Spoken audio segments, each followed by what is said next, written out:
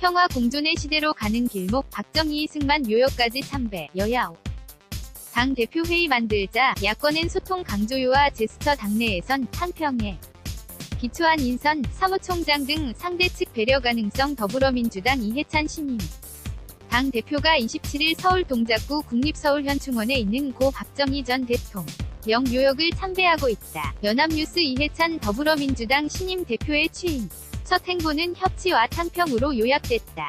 고수당 출신 전직 대통령의 요역을 참배한 데 이어 야당 대표와 원내대표들을 차례로 예방하며 협치 분위기를 조성했다. 또 안으로는 탕평 인사를 시사하며 당내 소통을 강조하는 모습을 보였다. 이해찬 체제 첫날인 27일 이 대표를 포함해 박주민, 박광원 썰웅 김혜영 남인순 최고위원과 홍영표 원내대표 김태년 정책위의장, 김성환 대표 비서실장 등 새 지도부는 이날 오전 8시 서울 동작구 국립 현충원을 방문해 김대중, 김영삼, 박정희, 이승만 전 대통령 요역을 차례로 참배했다. 민주화 운동에 투신했던 이 대표 삶의 궤적을 볼 때 이승만, 박정희 두 전직 대통령의 묘역은 찾지 않을 것이란 예상을 깨는 행보였다.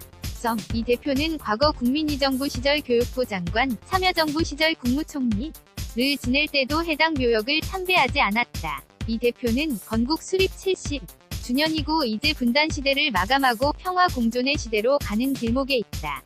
면서 그런 차원에서 두 분에게도 예를 표하는 게 좋겠다는 생각이 들어서 참배를 했다.고 배경을 설명했다. 이 대표는 이후 국회로 돌아와 첫 최고위원회의를 주재한 자리에서 일하는 국회, 국민을 위한 국회를 위한 야 5당 대표 회의를 제안드린다 면서 협치를 첫 일성으로 내세웠다.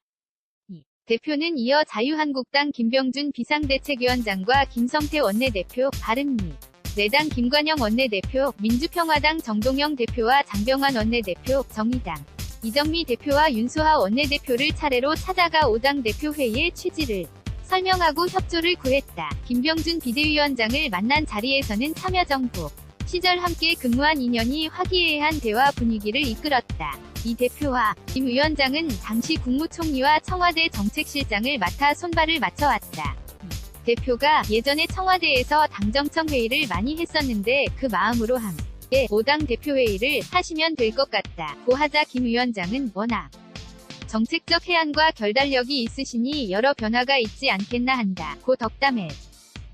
이 대표가 이날 보수 야권과의 소통을 강조하며 유화적인 모습을 보인 것은 야권과의 협치를 위한 포석이라는 게 대체적인 분석이다. 여소야대 상황에서 문재인 정부의 성공을 위한 개혁 입법을 통과시키기 위해서는 한국 당을 포함한 보수 야권과의 협조가 필수적이기 때문이다. 이 대표의 파격 행보는 당내에서도 이어질 전망이다. 이 대표는 이날 최고위에서 당직 인선과 관련해 탕평과 적재적소에 기초한 당직 인선을 실시해 중진 원내외를 가리지 않고 민주당의 미래를 그려갈 인재를 모시겠다고 약속했다.